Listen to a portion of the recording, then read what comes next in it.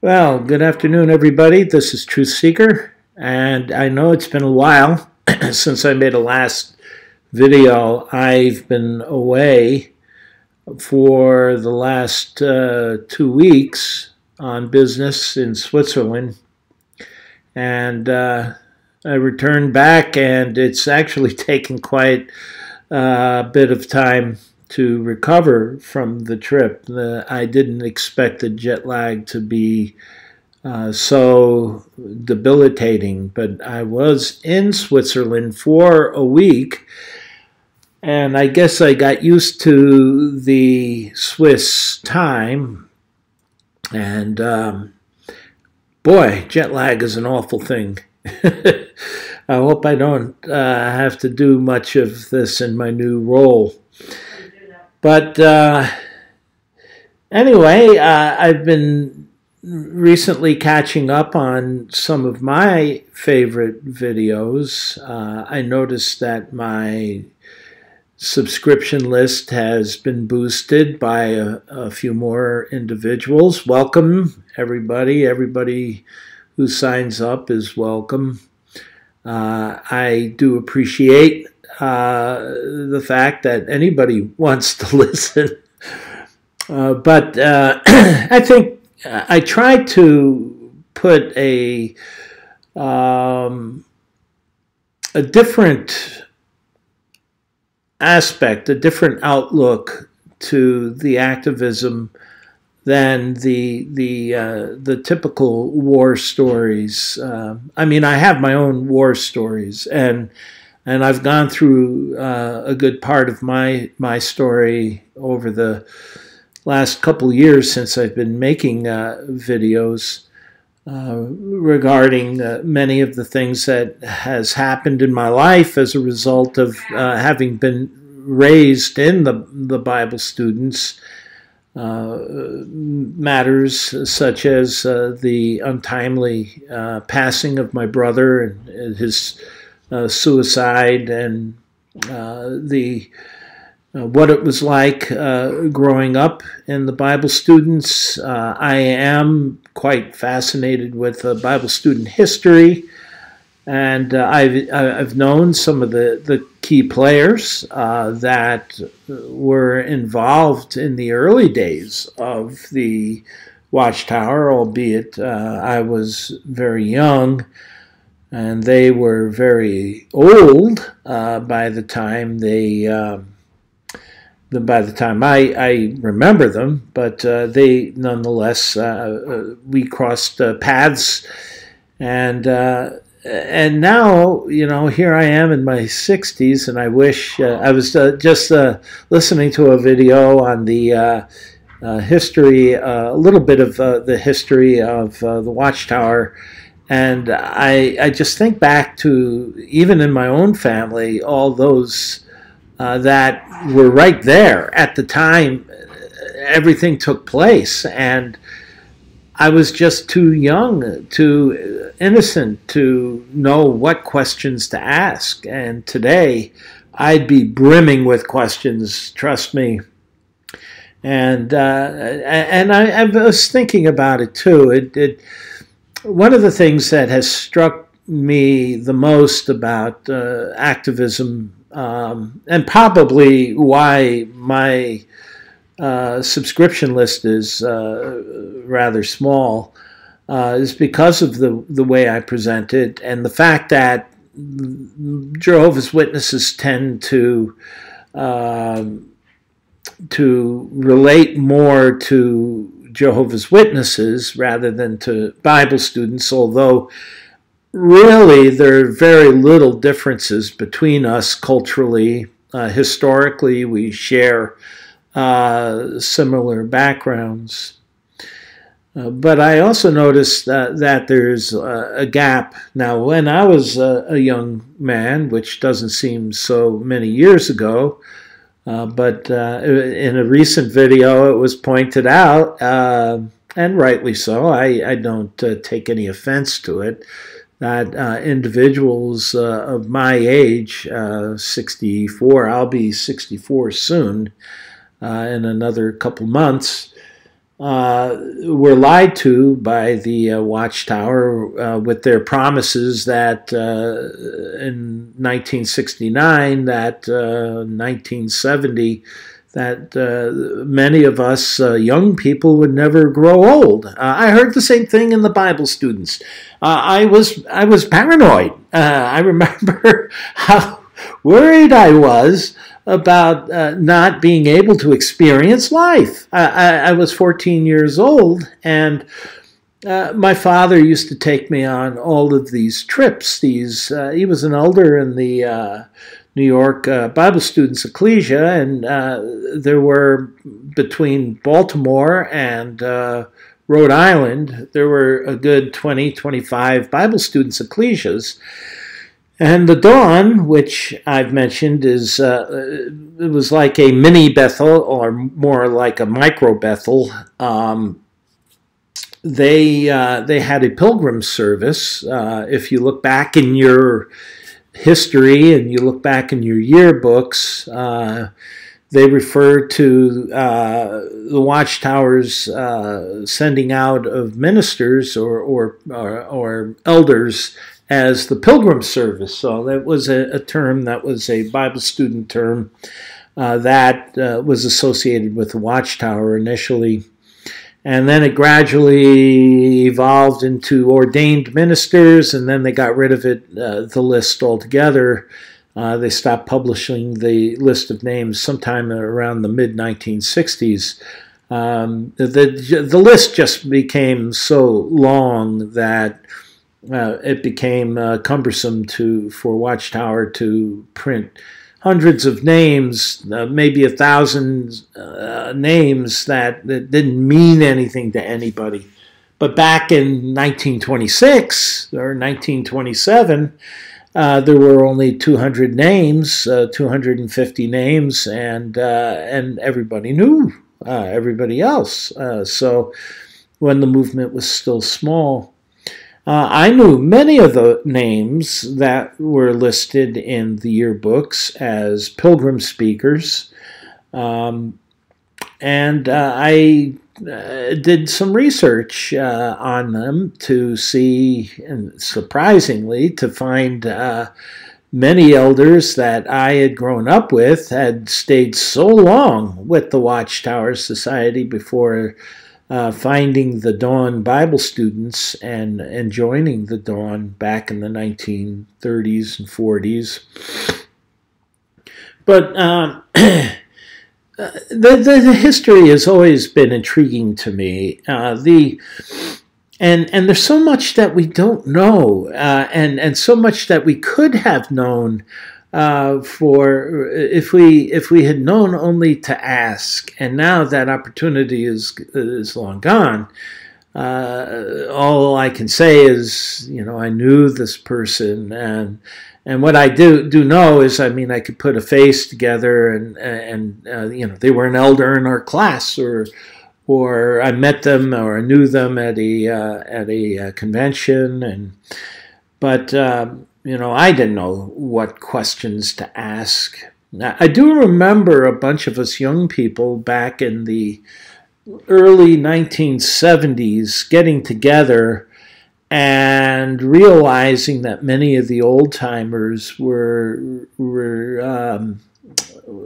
in their years, in their 80s, and that they had a lot to offer in terms of the legacy and the history of the Bible Students movement, having been associated with Watchtower and Charles Taze Russell in the early days. And I remember a number of us got together in a general convention lounge late one evening, and we all discussed a project to interview as many old-timers as we could, like Norman Woodworth and Jack Macaulay and Russell Pollock and George Kendall and others. But that never did come to pass. That little project never came to be. We never saw it through. But anyway, I do remember that there was some degree of interest in the young people to preserve some of our legacy, but so much of it has been lost. There is a website called Friends of Jehovah's Witnesses. I never really, I visited it a number of times. I'm not sure if it's a Bible student sponsored or if it's an XJW.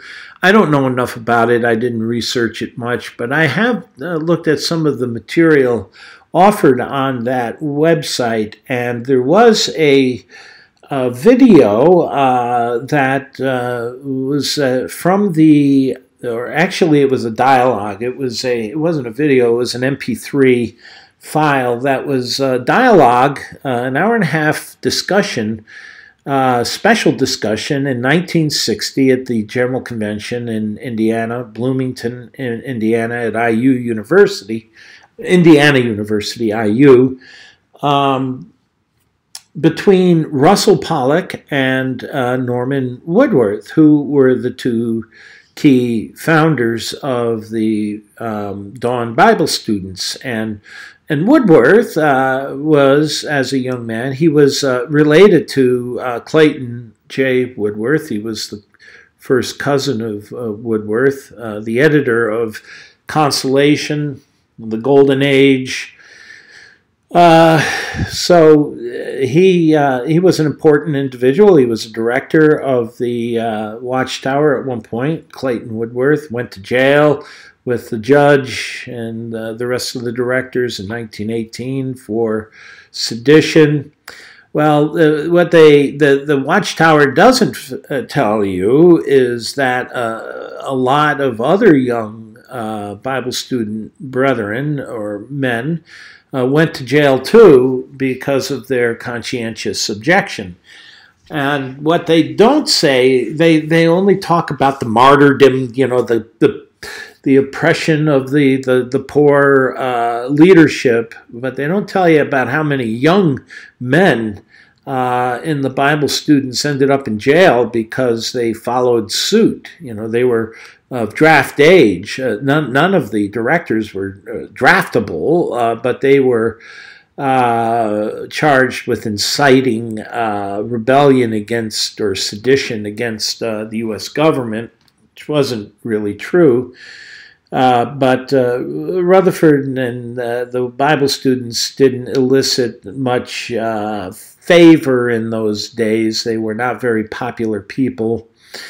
And so the U.S. government went after them unrightly. It was a violation of their freedom of speech, and they did let them go. You know, in times of war, I mean, Lincoln suspended habeas corpus, you know, and the Civil War. So presidents can usurp, I guess, constitutional rights, which is a scary thing. But they can do that, and they did that in the case of the Watchtower. But many other young brethren went to jail too for not signing up and enlisting in the army, and they spent a lot more time in jail than the board of directors, who spent probably 9 months in Atlanta prison. I know that Russell Pollock spent probably a year and a half in jail. I remember the story because he told it over and over and over and over and over. Every year at the General Convention, we had a CO meeting, and they would encourage us young people to put our name on a roster and sign up to show that we had a long-standing history as Bible students and a conscientious objection against war. And Russell Pollock was always invited because he had been thrown in jail. So we'd hear that story frequently. But one thing that I just heard, now there's so much about Bible student history and Jehovah's Witness history that is so obscured that I would love to be able to dig into the archives and understand better, what information does that society really have, and that they're hiding, that they know about, that they're sitting on, that could tell us so much about the formation of the society and what people were thinking, truly thinking in those days. For example, okay, and this is what kind of kicked this off a little bit in my mind, was the recent video that was made about Armageddon. This was on the John Cedars channel. Lloyd Evans, as usual, he did a superb job of covering the failed dates of the Watchtower Bible and Tract Society, and he was openly exposing those dates that were falsifiable. And I guess, falsifiable is demonstrably false. Okay, for example, there was no rapture of Bible students in 1914 that, and then the Bible students themselves recognized that it didn't happen, even though this was a great expectation of theirs, that there would be this rapture, they would be taken home. I mean, AH Macmillan was written up in the New York Times for his talk at Sarasota, given in the large Bible Students Convention in Saratoga Springs, New York. I'm sorry, not Sarasota, that's Florida. Saratoga Springs in New York. He said, "This may be my last public discourse I ever give." And then October 2nd came, and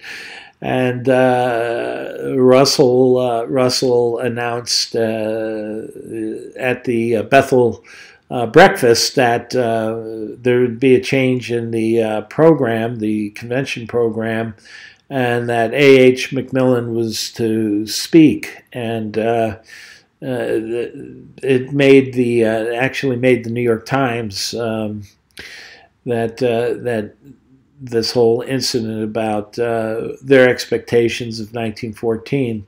And they had to tone it down. I mean, in the years leading up to 1914, they began toning down their expectations to things that could not be necessarily disproven so readily as the rapture of all of the Bible student movement.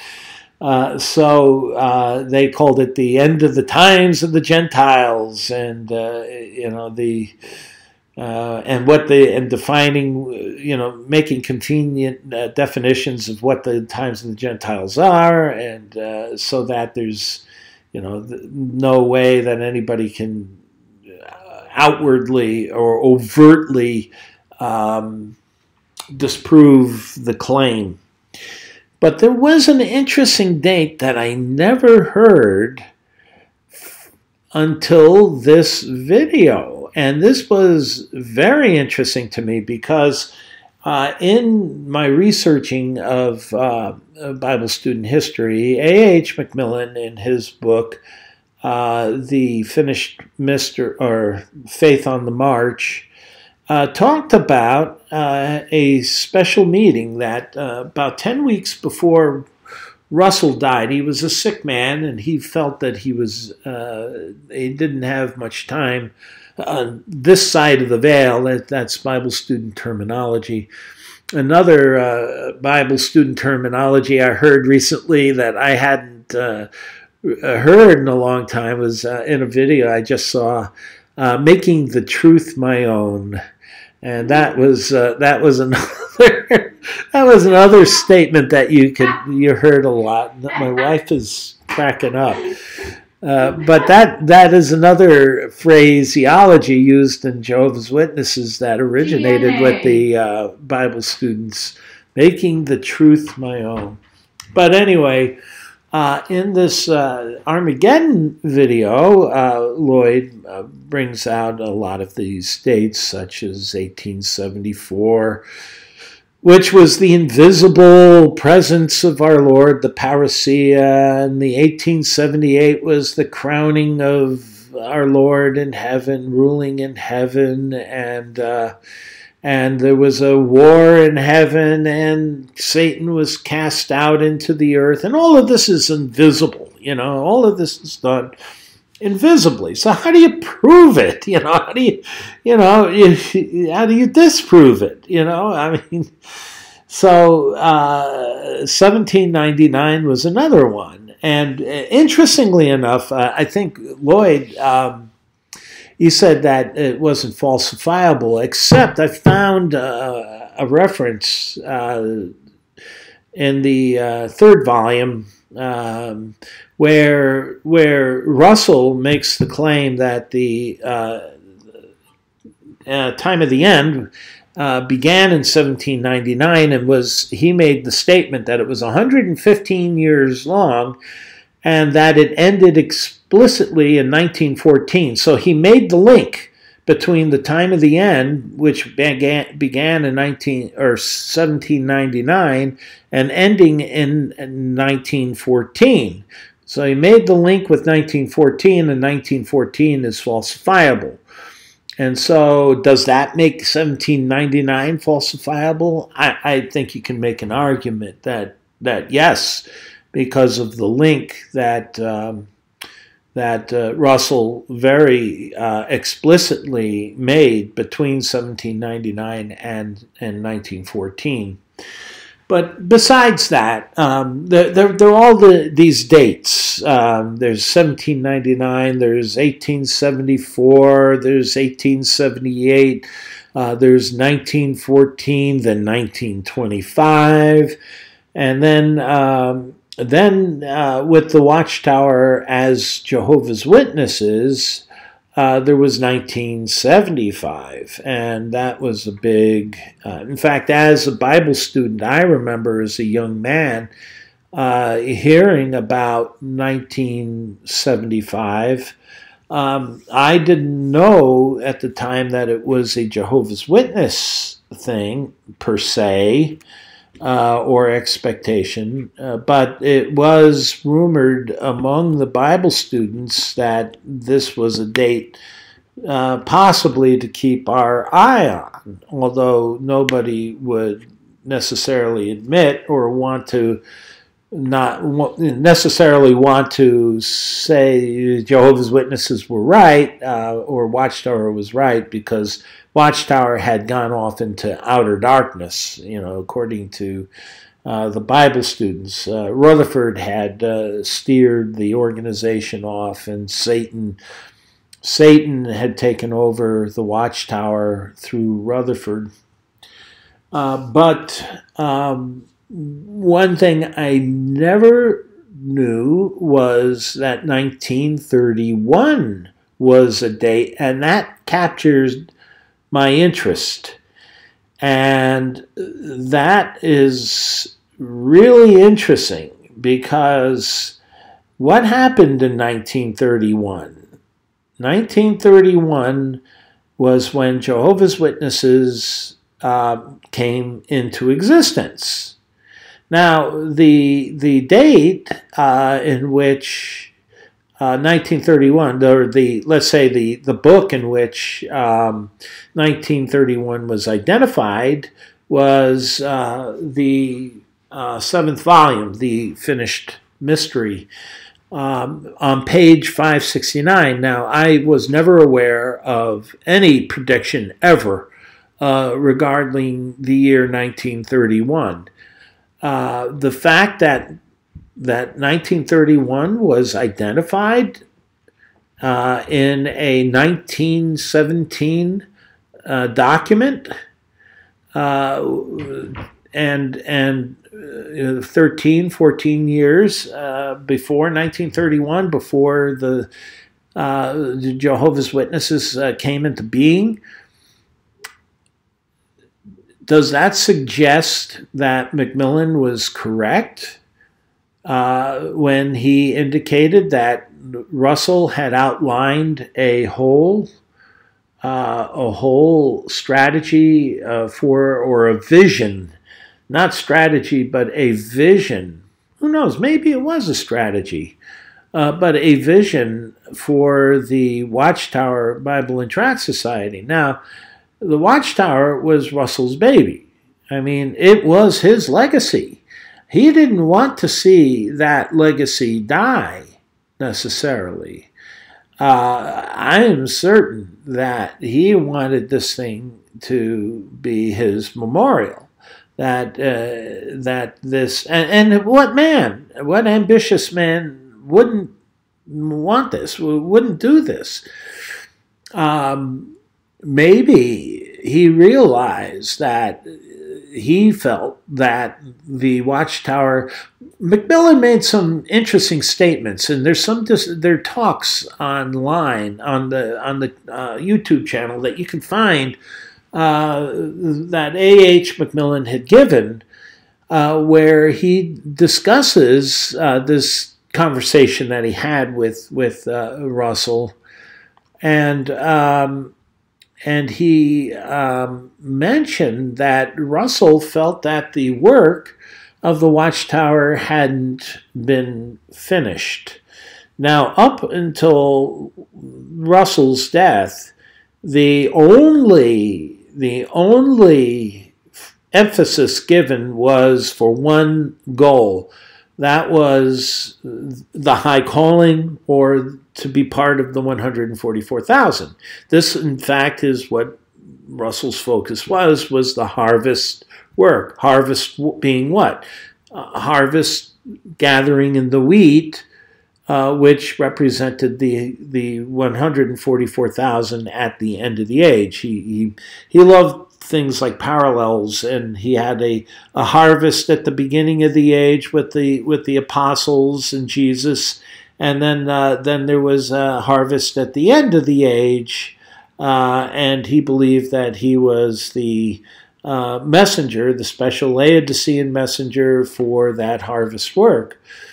But Macmillan mentioned that as hard as Russell tried, he could never get the membership over 50,000. And I think he believed that the work of the Watchtower was to be much grander than it had been by the time Russell was coming toward the end of his life. And so I think Russell felt that there was more for the Watchtower, and this is something that Macmillan claims was the focus of their discussion, was this vision that Russell had for the future of the Watchtower to become a worldwide witness. And in Faith on the March, he mentions the same thing, and he claims that by 1960, they had 1 million members. They believed that the end of the age was very, very close. He believed that they had seen pretty much the fulfillment of what Russell had expected, and for the Watchtower. And did Russell have ideas? Had somebody suggested to Russell that maybe there's another work that the Watchtower would do in addition to the harvest, that its first work was to gather in the wheat, but then there was a greater work to gather in what later became known as Jonadabs, those that would be inheritors of the new world, the new heavens and the new earth that God was going to establish after Armageddon. And here is a very interesting quote in the 7th volume. I never heard of prior to just the other day, and it is a prediction for the for 1931 specifically, in a document 14 years before 1931 came to be. I mean, this was a 1917 document, this 7th volume, The Finished Mystery, supposedly the posthumous work of Charles Russell, but most of it, if there wasn't some, interjection of Fisher's, and it was edited and compiled by George Fisher and Clayton J. Woodworth by on order of Rutherford, but they put it together, and I guess Rutherford probably edited it, although there was an editorial committee at that time that still existed.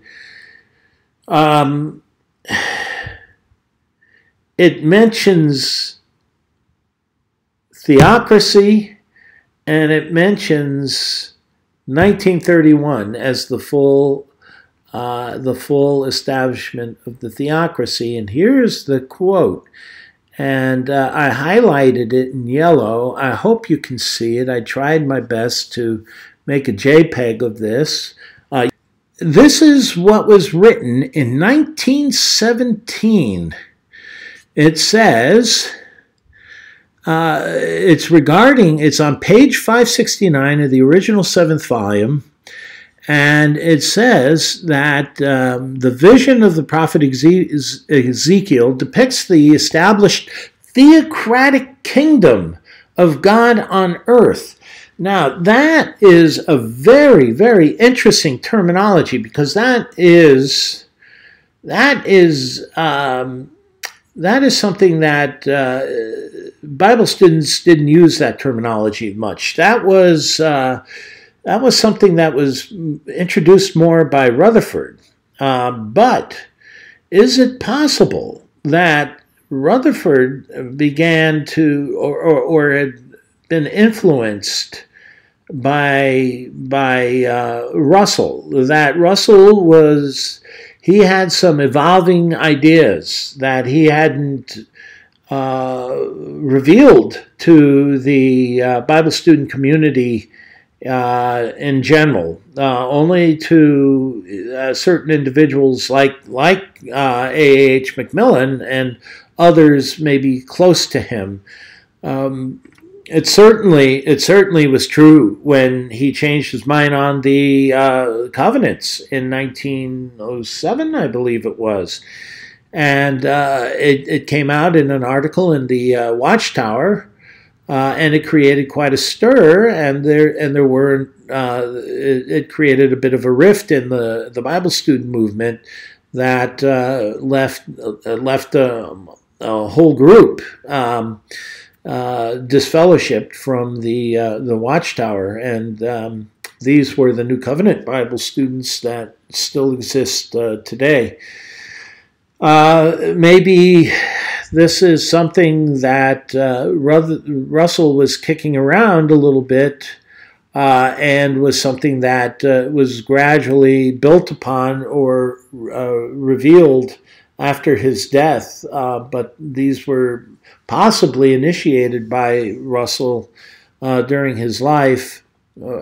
I can't say that for certain, but this is the earliest writing that I can find that ties in certain dates that we know are ludicrous, but maybe they were thinking about these, that in other words, this was planned, that this was thought about in advance. And it says here, this vision of Ezekiel depicts the established theocratic kingdom of God on earth, civil, religious, spiritual, and earthly. Now, while the temple is an architectural possibility, as shown in accompanying illustrations, they talked about the possibility. Many Bible students thought that the kingdom would be established in Israel, and that even Rutherford preached that up until 1932. That the kingdom would be established in Israel, and that the temple would be rebuilt in Israel, a new temple, Ezekiel's temple. And in fact, there were Bible students who had gotten together and created a model that they thought that would be used in the kingdom by the ancient worthies as an architectural model for the new, a little bit presumptuous, I guess, for the new temple. And while the temple is an architectural possibility, as shown in accompanying illustrations, and may be erected in Jerusalem, talking about in the kingdom, the theocratic establishment of the kingdom on earth, it says that it is a type and symbol of better things to come. After the wars and revolutions and anarchy of the period between 1914 to 1925 have passed. So they were looking for, in 1917, for anarchy and the time of trouble and Armageddon to occur between 1914 and 1925. So 1925 figures in their chronology in this book, in this seventh volume, or finished mystery. And then it says, the time of the establishment of the kingdom in power is indicated as in the 14th year after that city. So what they're saying is the kingdom in power, that 1925 marks the end of the anarchy, but then there needs to be like momentum for the kingdom to get started and rolling in full swing. The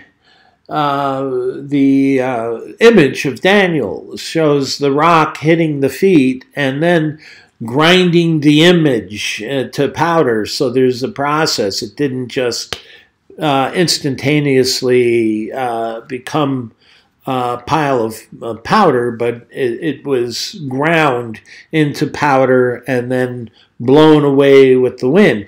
And that's the way the Bible students had thought, that things have a gradual beginning and then they build momentum, and then finally there's the full establishment of of whatever it is that they felt was coming to pass.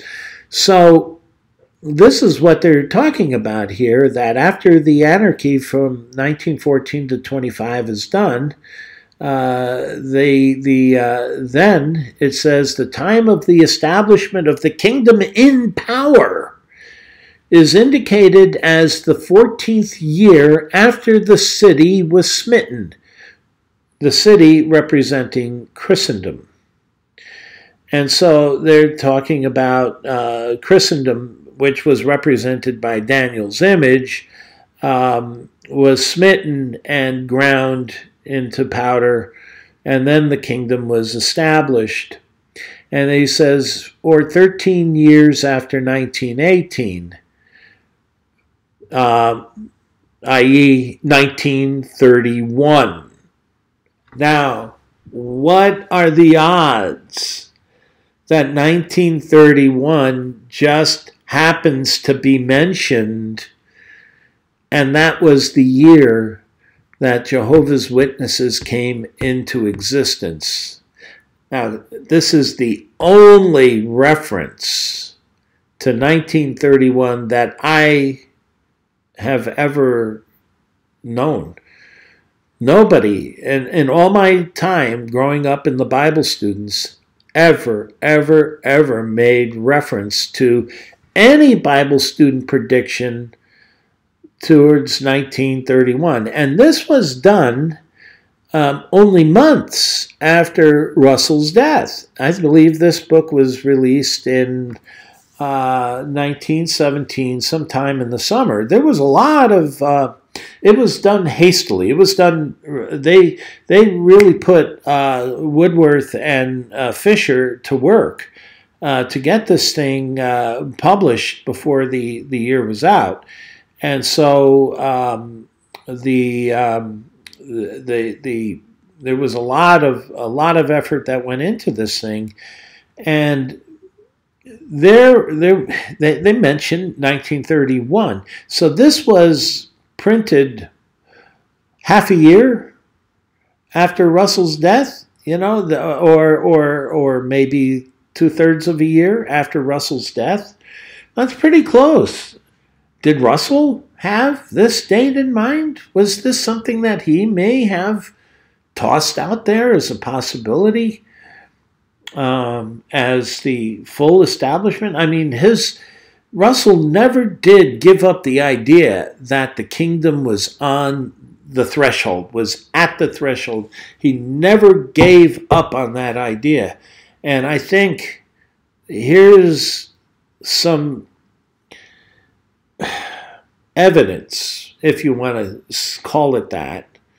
Yes, Rutherford was behind the writing of this, but this was put together so quickly that could it have been, I mean, it's hard to put all of this together on your own after Russell, if Russell didn't have this in mind to begin with. There had to have been some discussion. There had to have been, to have this so closely published, have this date published so close to Russell's death. And so I don't think Russell was ignorant of this date. And it talks about the full establishment of the theocratic government of God's kingdom. So I think Russell may have had some ideas in mind that many Bible students certainly would not agree with me. But I think the coincidence that this date was mentioned, and that's when the Jehovah's Witnesses came into existence, and that they were representatives. That's when they went theocracy crazy. They were the theocracy, and that theocracy was to grow in the world. This could well have come from Russell. It really could. It's a possibility. And that Rutherford actually took it and ran with it. He gave it his own spin, but the overall structure of the idea could be Russell's. I don't know. I'm throwing something out there. But this is something that I think is just too much of a coincidence. And it is in a publication that was written only within a year. Within a year, it was published and distributed within a year of Russell's death. So anyway, I just had to get that out there. You can think what you want, but I suspect that our dear pastor, Russell, who was betrayed by Rutherford and Macmillan and Van Amburgh, maybe there wasn't so much of a betrayal as these were guys in the know, and most of the Bible students were not in the know. They weren't the closest ones with Russell. And that he had tossed around these ideas. I don't think these guys were sharp enough or bright enough to develop their own theology in such a short period of time. I don't think these guys were that, you know, up to that kind of a challenge. But especially Woodworth, he had whack ideas, and we can look at that some other time. I think that would be a great topic to look at. Some of the things that Clayton Woodworth published over the years in the Golden Age, but he was pretty. He was out there on the moon somewhere. If you read any accounts about the 1931 convention in Columbus, Ohio, where the name Jehovah's Witnesses were adopted or was adopted by the movement, you'll read something that sounds a little suspect. It sounds like they were playing the crowd. I believe if you read things in the Watchtower and also in the read anything about the account in the Watchtower and in the yearbooks, the 1932 yearbook, you get some idea, the spin about how the Jehovah's Witness name came to be in 1931 at that convention. First off, the convention programs were printed with a big JW on it, and this was a big mysterious thing. You know, what's this JW on there? And it was supposed to invoke, you know, some sense of mystery, some curiosity on the part of the participants at the convention. And then the account goes on and talks about how Judge Rutherford got up on the platform and pronounced the name, but he wanted to make sure that it was done properly, that this was something that was done formally, that it was proposed, nominated, and agreed upon by the movement in general. But before that, he invited 5 of the board of directors of the Watchtower up onto the stage to announce this, to make this announcement unbeknownst to them, and that it was put forth as a proposition to the board of respected elders, and that they would give it a night of consideration. And then they would make a recommendation to the convention the next day, and the recommendation would then be voted upon by the convention, and if adopted, then the name Jehovah's Witness would be then therefore the means or the name by which the movement would be distinguished. So, come on, this was all BS. That's really all it was. In fact, it would be insulting to be a member, to see how these guys were just blatantly, overtly manipulating the entire convention. They fully well knew well in advance that this was going to happen. Otherwise, the convention programs wouldn't have been printed with a big JW on it. And to make the participants, they were patronizing the participants. They were, this was Rutherford's it was a means of belittling the average member of the Watchtower, the average member of the movement, because they didn't really have a say. It was going to be Jehovah's Witness regardless. This is what Rutherford wanted, and it was going to be.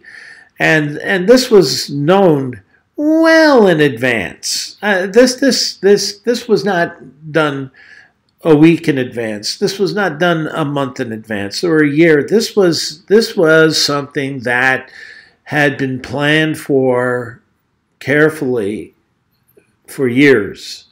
This was part of the harvest siftings. This was the culmination of the harvest siftings. This was the fulfillment of the fulfillment of the fullness of the coming of the theocratic kingdom, of God's theocratic kingdom on earth, and that was predicted in the 1917 seventh volume.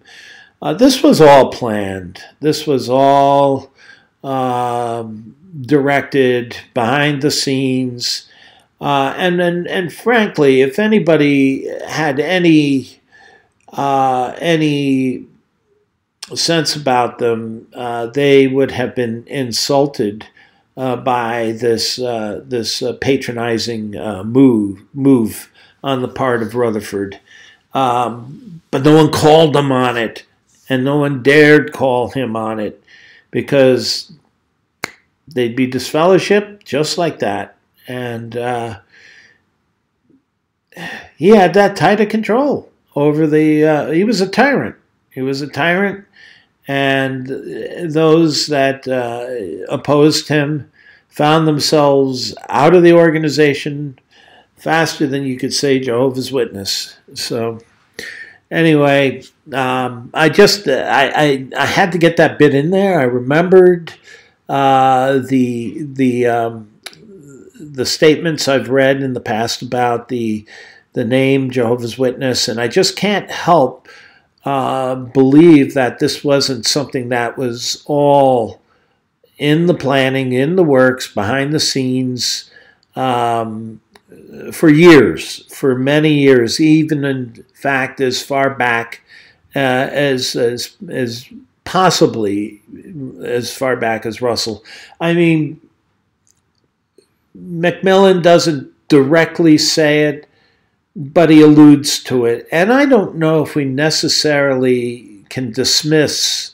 I believe everything that Macmillan said.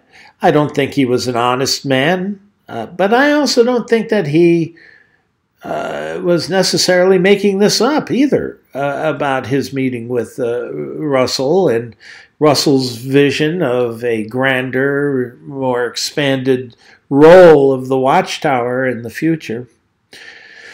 So anyway, this is True Seeker. I will be very busy. I've got a lot of with my new role, I have a lot of business that I have to take care of, and I may not have the time to make another video in the next week or two, but I will be getting back to making them more frequently, and I'm looking forward to dialoguing with some friends. Whenever I make these videos, I get some nice compliments, and I like the dialogue that we have. But anyway, I wish you all well, and again, to my new subscribers, welcome, and I'll be seeing you guys soon. So, it's Truth Seeker saying so long.